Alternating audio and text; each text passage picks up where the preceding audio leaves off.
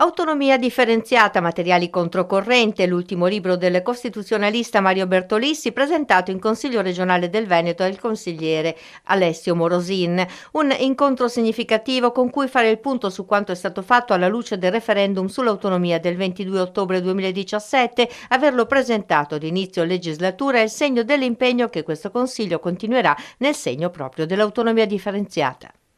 Il cuore del libro è una testimonianza di anni e anni di attività, di scritti accademici e di atti elaborati per i giudizi davanti alla Corte Costituzionale. Ovviamente bisogna leggere queste carte, che non sono tra l'altro tutte pubblicate, e dalle quali si può comprendere che cosa la Regione del Veneto ha fatto, con quale determinazione e soprattutto con quali argomenti. Gli argomenti fatti valere sono molto diversi da quelli di carattere puramente formale, oserei dire metafisico, che si ritrovano negli atti delle controparti, e si è in grado anche di capire quale valore ha la sentenza numero 192 del 2024. Penso che non sia stata capita, o se volete, letta in una prospettiva che pare collocare tutte le vicende istituzionali fuori dal tempo e dello spazio, e cioè uno Stato che non ha mai dato niente viene identificato come uno Stato che subirebbe una rapina di tutto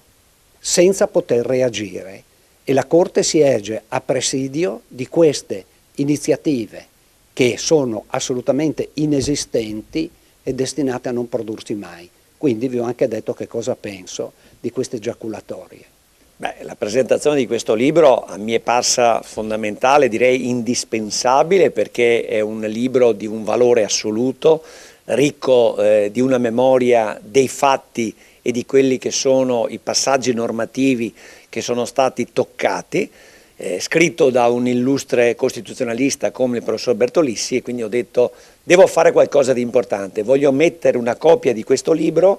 a disposizione in omaggio di tutti i colleghi consiglieri di maggioranza e di opposizione, auspicando, come sono convinto lo leggeranno, perché allora ci confronteremo su questo tema con molta più facilità, con molto più realismo e senza esprimere atteggiamenti che non sono in coerenza con quello che è stato il voto atto istituzionale espresso dal popolo veneto nel referendum del 22 ottobre 2017. Io chiedo di poter lavorare con le mani più libere di quelle che ho in funzione di raggiungimento dei risultati, ma il riconoscimento di questa condizione attiene a che cosa? Al pluralismo, ma soprattutto alla libertà che ti viene concessa. E, come ho ricordato un'infinità di volte,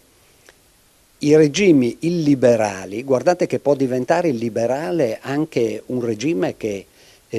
applica la Costituzione vigente, non c'è nessun problema. Durante il periodo del Covid, norme costituzionali assistite da riserve assolute di legge sono state sistematicamente violate.